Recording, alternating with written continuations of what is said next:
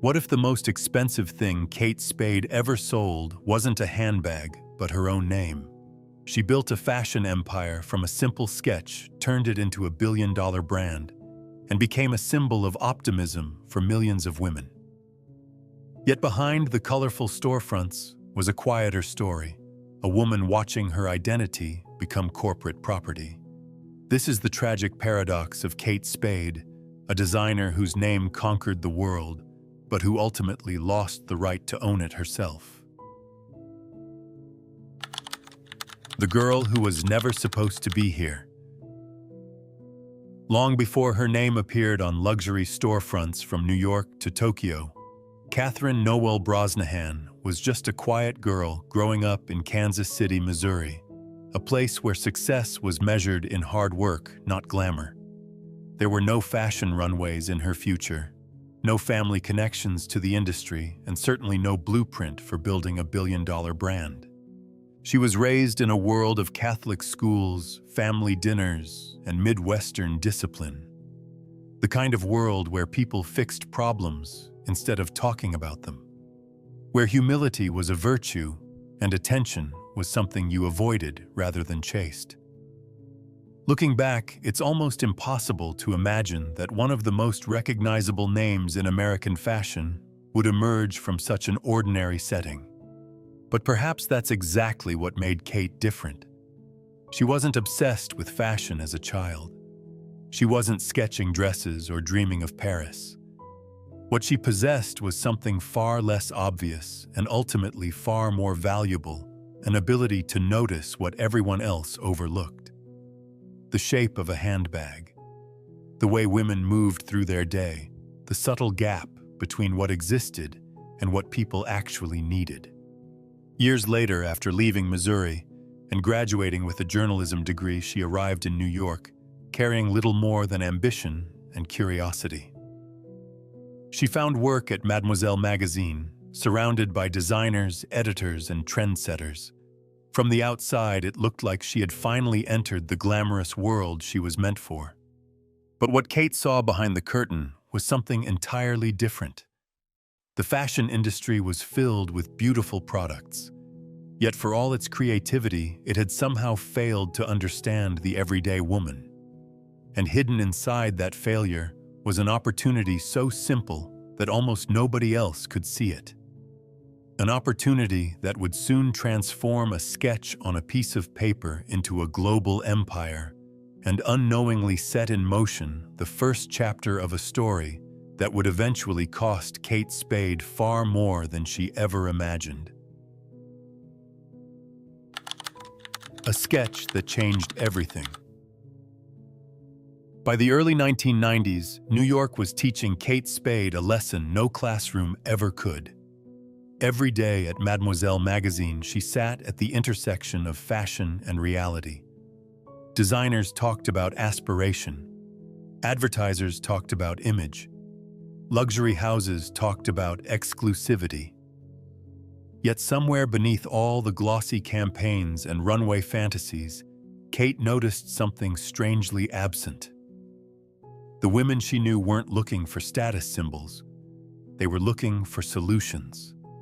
Young professionals were flooding into cities, building careers, chasing independence, and carrying handbags that seemed designed for someone else's life.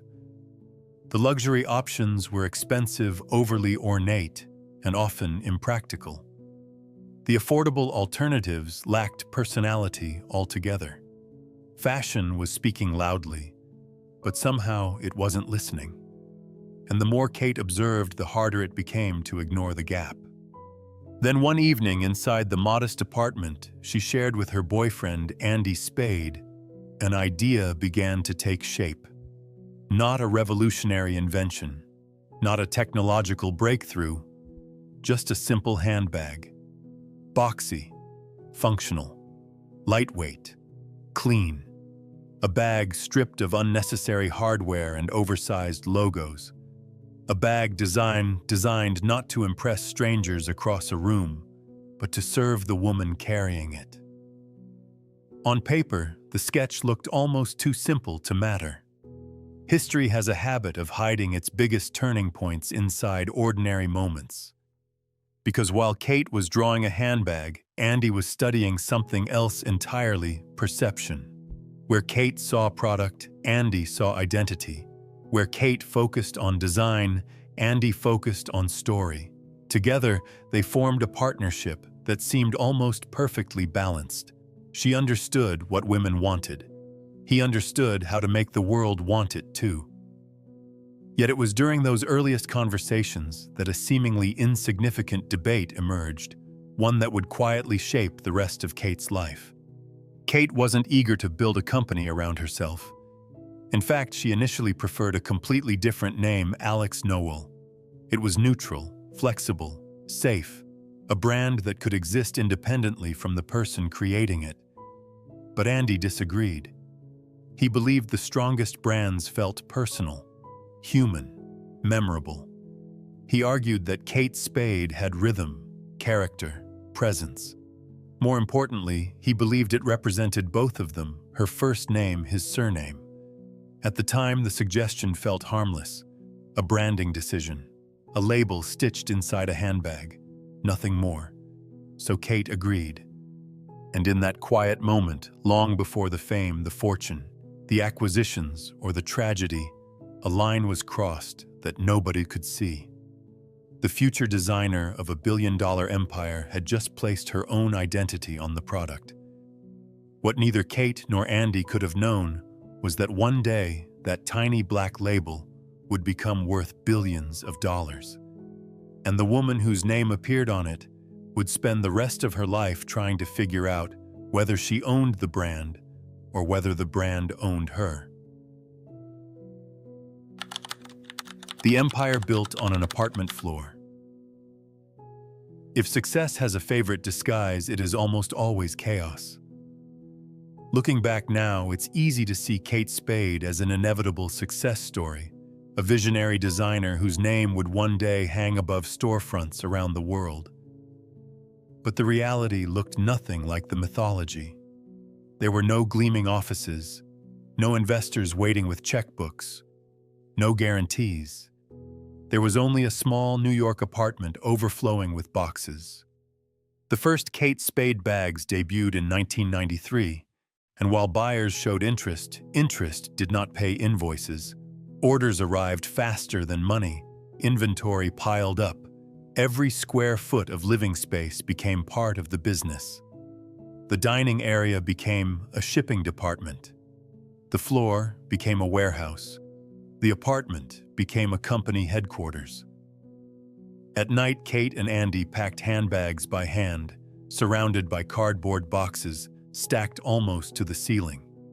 During the day, they chased buyers, negotiated production schedules, and tried to convince retailers that a simple nylon handbag deserved a place beside luxury brands that had dominated fashion for decades.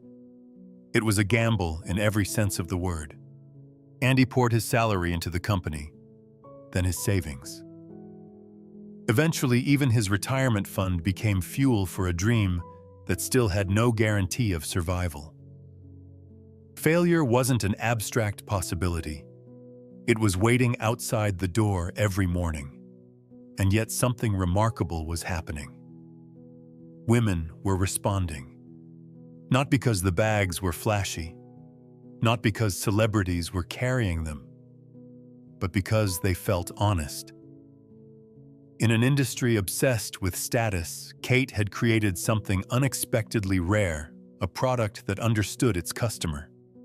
The bags were practical without being boring, elegant without being intimidating, stylish without demanding attention. They fit naturally into real lives, and in doing so, they began creating something far more valuable than sales. They began creating loyalty. Then came the breakthrough. In 1996, the fashion world finally noticed what ordinary women had already discovered. Kate received one of the industry's most prestigious honors, the CFDA Award for America's New Fashion Talent in Accessories. Suddenly, major retailers came calling.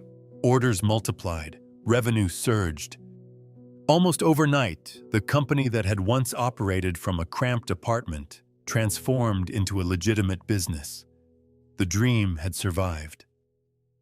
But success introduced a new complication.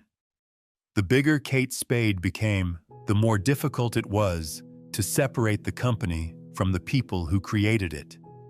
Because this wasn't just a brand anymore. It was a marriage. Every victory belonged to both of them. Every risk belonged to both of them. Every decision affected both their home and their livelihood. The boundaries that normally protect a relationship had quietly disappeared. And while the world celebrated the rise of Kate Spade New York, something else was taking shape. Beneath the surface, a reality neither Kate nor Andy fully understood yet. They weren't simply building a company together. They were building lives that would become impossible to untangle. And as the brand continued to grow, so would the hidden cost of tying love identity and business into a single name stitched inside a handbag. When love became a business. Success solved many of Kate and Andy Spade's problems. It just didn't solve the most dangerous one. As sales exploded through the late 1990s, the company expanded far beyond handbags. Shoes, eyewear, stationery, home decor, each new product category carried the same cheerful personality consumers had fallen in love with.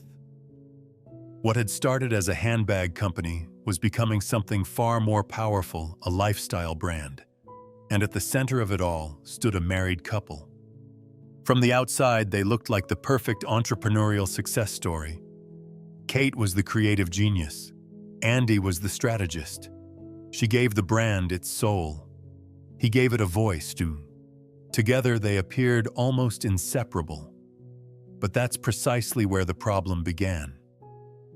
Most couples have somewhere to retreat when work becomes difficult. Kate and Andy didn't. The office followed them home. The business sat at the dinner table. Quarterly growth targets shared space with conversations about family vacations and their future. The company wasn't simply part of their lives anymore. It was their lives. And the larger the brand became, the harder it became to distinguish where the marriage ended and the business began. For years, that arrangement felt like a strength. Their shared vision fueled extraordinary growth. Every success reinforced the belief that they were building something timeless together. But success has a way of creating new pressures. The Kate Spade name was no longer just a label sewn inside handbags. It had become an asset, a valuable piece of intellectual property, a corporate identity generating millions of dollars and attracting the attention of powerful investors. The irony was almost invisible at first. While consumers believed they were buying into the personality of a real woman named Kate Spade, that personality was slowly being transformed into something else entirely. A commercial product, a carefully managed image, a brand.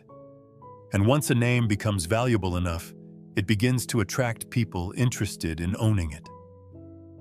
By 1999, major corporate buyers were circling. The offers were impossible to ignore. Millions of dollars, national expansion, global opportunities, the chance to turn a successful company into a genuine empire. For entrepreneurs, this is often the dream, the reward for years of sacrifice, the moment when risk finally becomes wealth.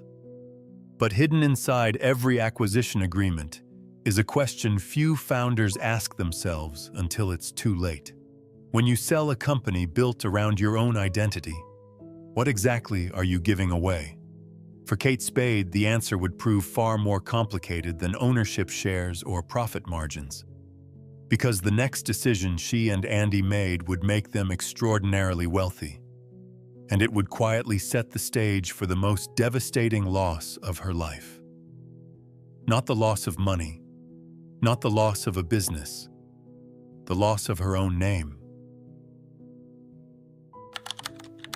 Selling a billion-dollar identity, The offers arrived disguised as success. By the end of the 1990s, Kate Spade was no longer a promising fashion startup. It had become one of the hottest names in American retail. Department stores wanted more inventory. Investors wanted a stake. Corporate executives saw something extraordinarily rare, a brand that felt personal. And personal brands are often the most valuable brands of all. In 1999, Kate and Andy made a decision that many entrepreneurs spend their entire lives hoping to make. They sold a majority stake in the company for tens of millions of dollars. On paper, it looked like a triumph. The founders remained involved. The company would continue growing, and their financial future was secured. But ownership has a strange way of changing the meaning of things. The moment outside investors entered the picture, Kate Spade stopped being solely a creative vision. It became an asset class, a revenue stream, a corporate property expected to grow quarter after quarter. At first, the changes were subtle. More meetings, more approvals, more voices shaping the future of the brand. Then came the final transaction. In 2006, Kate and Andy sold the remainder of the company and walked away with a fortune most people can barely imagine. The American dream had been completed. Build something from nothing. Sell it. Become wealthy. Move on. But hidden inside that achievement was a reality few people understood. Kate hadn't simply sold a business. She had sold Kate Spade. Not the woman, the name, the trademark, the commercial identity attached to it. From that moment forward, the words Kate Spade no longer belonged entirely to Kate Spade. Legally, they belonged to someone else. Think about that for a moment. Imagine spending years building a reputation, attaching your personality to every product, every advertisement, every customer experience, only to discover that the most recognizable version of yourself is now corporate property. The stores still carried her name. The products still carried her name. The advertisements still carried her name. But the woman behind that name no longer controlled any of it. And perhaps the cruelest irony of all was that the more successful the brand became, the less ownership she had over the identity that made it valuable in the first place. Most people believe wealth creates freedom. For Kate Spade, wealth created something far more complicated. A future in which the world would continue seeing her name everywhere she looked, while she slowly lost the right to decide what that name actually meant. The brand that no longer needed its creator. For most entrepreneurs, selling a company marks the end of a chapter. For Kate Spade, it marked the beginning of a strange and deeply personal exile. After the final sale, ownership changed hands again and again. New executives arrived. New creative teams took over. New strategies were introduced. Yet through every transition, one thing remained exactly the same. The name. Kate Spade. It still hung above storefronts, still appeared on shopping bags, still generated millions of dollars in revenue. To the public, nothing seemed different. The woman behind the brand and the brand itself appeared inseparable, but behind the scenes, they had become complete strangers. As corporate owners expanded the company into new categories, new markets, and new campaigns, Kate watched from the sidelines. Decisions were being made in her name by people she had never met. Products carrying her identity were being sold around the world without her involvement, approval, or creative input. It was a peculiar kind of disappearance. Not the disappearance of obscurity, the disappearance of ownership. Imagine walking past a store and seeing your own name illuminated above the entrance, knowing that everything behind those doors belongs to someone else. That was Kate's reality. And then, in 2017, something happened that revealed just how far the separation had gone. The company bearing her name was acquired for an astonishing $2.4 billion.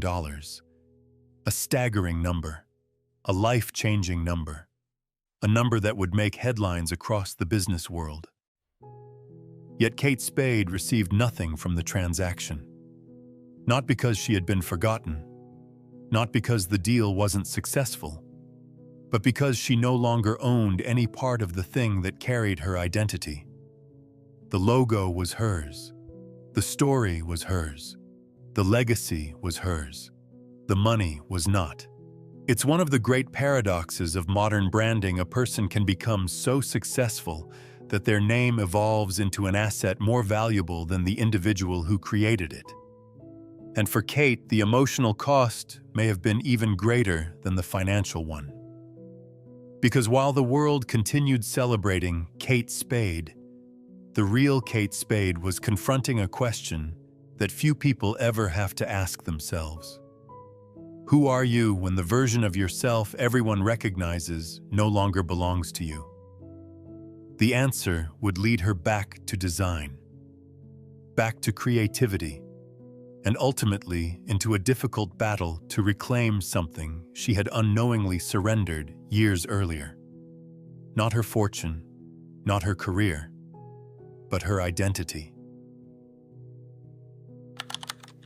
Building a life without her own name. The cruelest losses are often the ones nobody can see.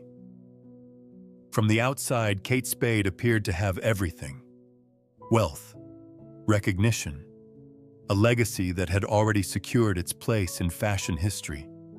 Millions of women still carried bags bearing her name.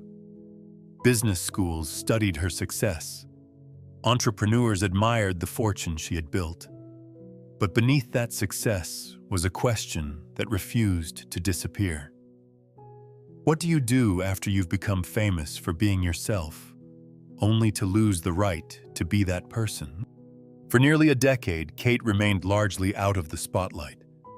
She focused on family life, raising her daughter, and stepping away from the relentless machinery of the fashion industry. To many observers, it looked like retirement. In reality, it may have felt more like silence, because creativity rarely disappears. It waits, and eventually it calls people back. By 2016, Kate answered that call.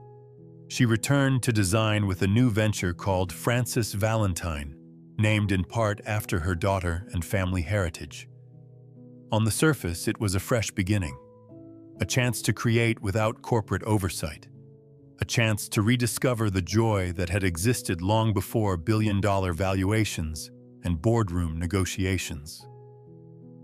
But there was one problem she could never escape. She couldn't call it Kate Spade. Not because she didn't want to, because legally she couldn't.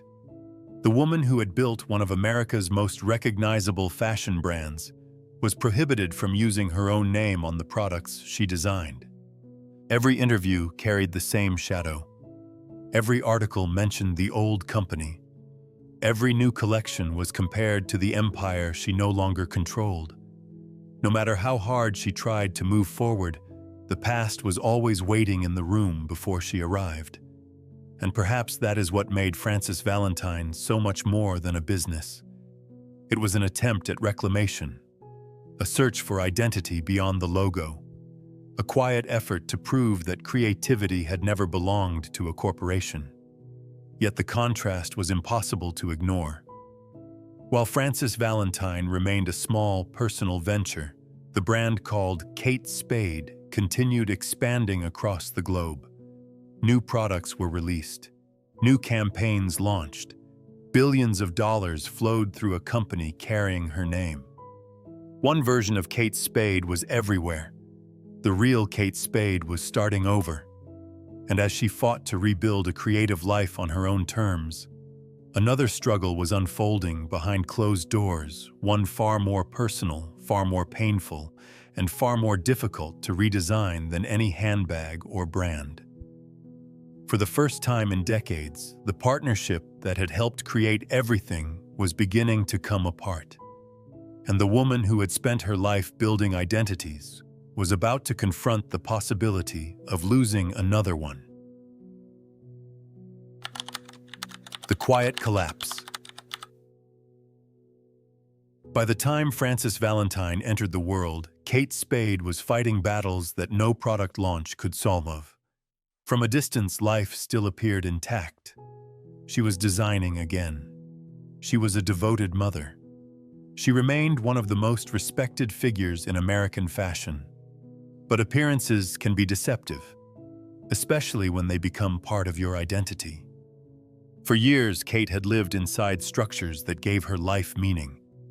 First came the brand, then the marriage. For decades, those two forces had been intertwined so completely that separating them was almost impossible. Now both were changing. Behind closed doors, Kate and Andy had begun living separately.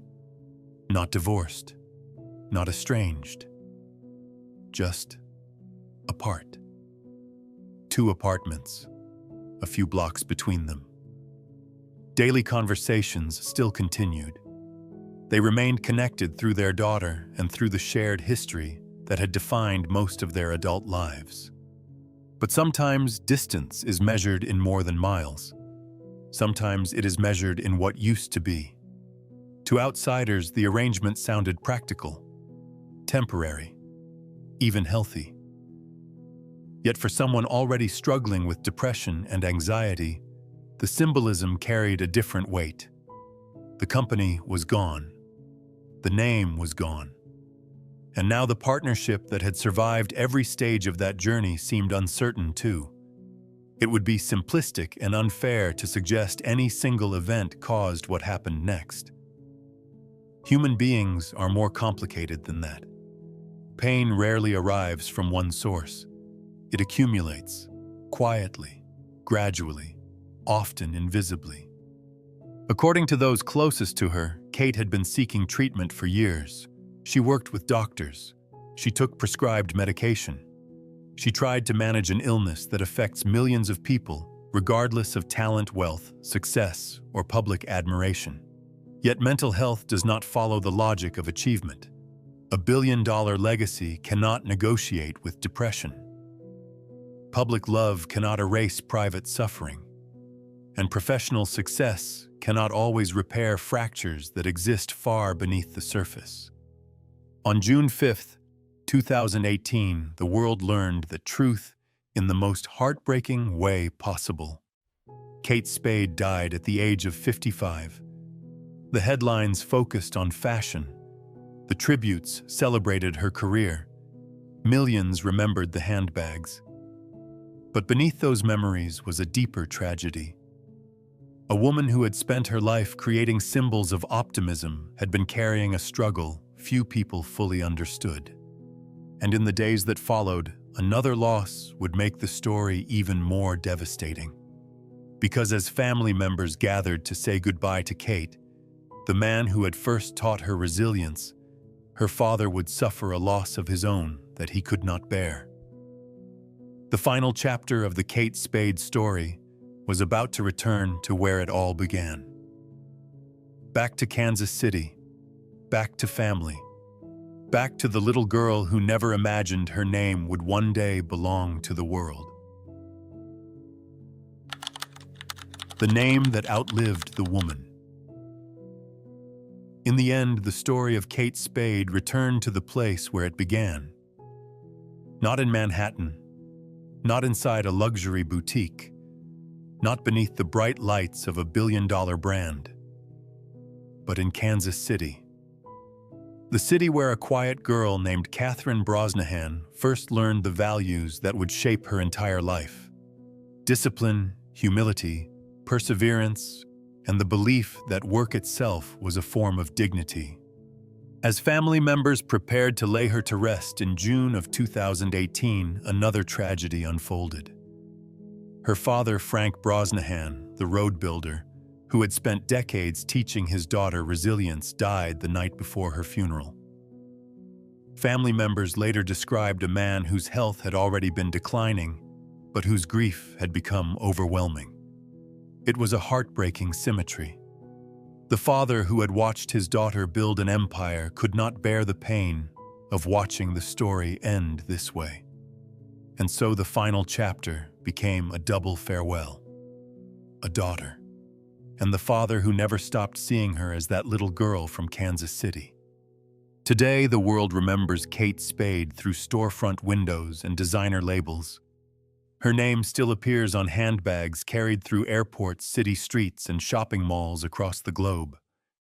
The company continues to thrive, generating revenue, launching collections, and projecting the same cheerful optimism that helped make it famous. The brand survived. But perhaps that is what makes the story so haunting. Because the woman and the brand are no longer the same thing. One became a global corporation worth billions. The other remained a human being navigating success, loss, identity, relationships, and private struggles invisible to most of the world.